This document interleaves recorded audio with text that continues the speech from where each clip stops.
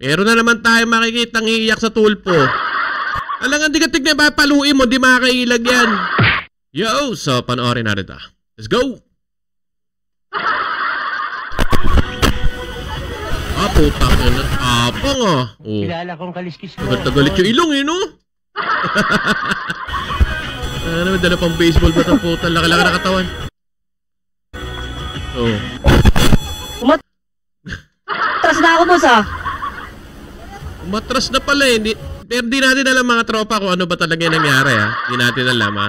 So, panoorin lang natin kung ano ba yung video na to.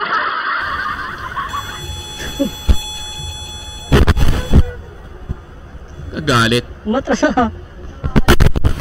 Papaluin po. Boss, umatras na ako.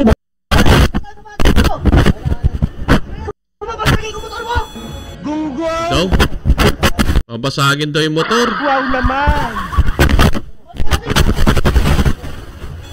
Kayo ang tatapang nyo. No?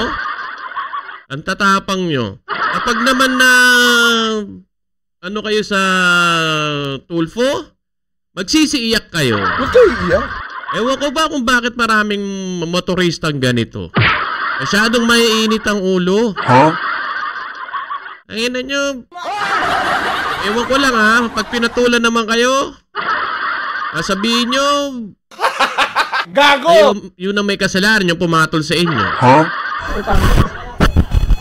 Tangan, hindi ba kinaiya sa mga sarili nyo? Pag sumbong ka, baka ipalo pa kita kapatid mo eh. Meron na naman tayo makikitang iiyak sa tulpo.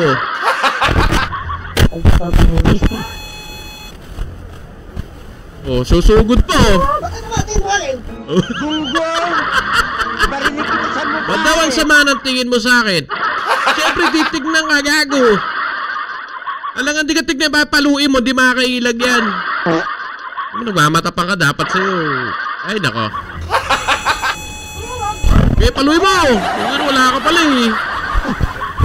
Gago, di mo lang nasindak si kuya, oh. Salute kay ano, salute kay Kuya Rider, no? Na kalmado lang, no? Hindi siya pumatol sa ganyang klaseng kayabang na tao. Salute sa'yo, kuya, salute. Hindi totoo yan. Thank you.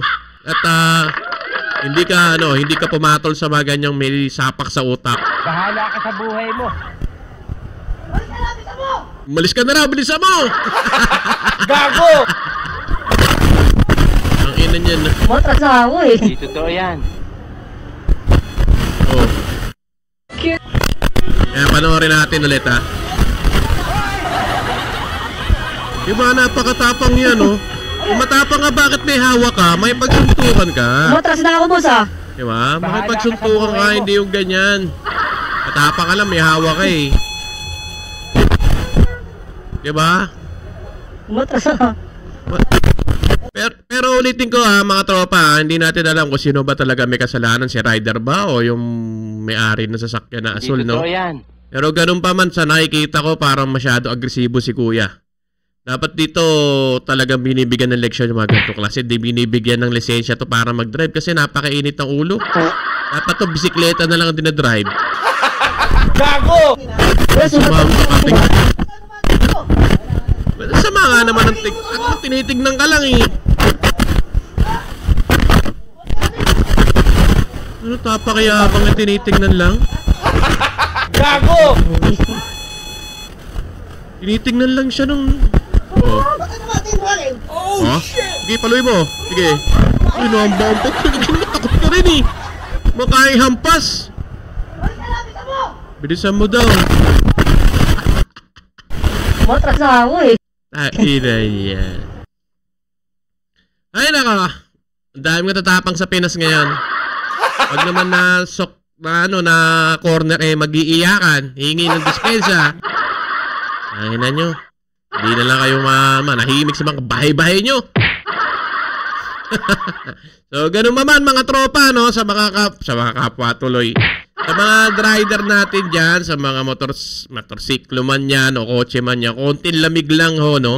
Minsan kasi yan ang nagiging cause ng napapahamak yung both sides, no? Minsan nagkakaroon ng ng may malalagas na buhay. Hindi totoo minsan magiging cause ng hindi na makakapaghanap buhay kasi nga masyado madidisgrasya, parang ganon. So, lamig lang ang ulo, no, kapag nasa kalsada. Pero ganun pa man, salute kay Kuya Rider, no, talagang kwela tuloy. Talagang cool lang siya, no, talagang hindi niya pinatulan yung mga utak munggo na katulad nung nakakotse. Salute sa'yo, Kuya, no, and then disclaimer lang ho, no, hindi ho atin tong video na to. Credit to the owner po. Yun lang po mga tropa, salamat sa pagsama sa akin sa panibagong iiyak sa Tulfo. Yun po mga tropa, abangan natin. So yun lang mga tropa, Johans TV, till next time. Peace. Bahala ka sa buhay mo.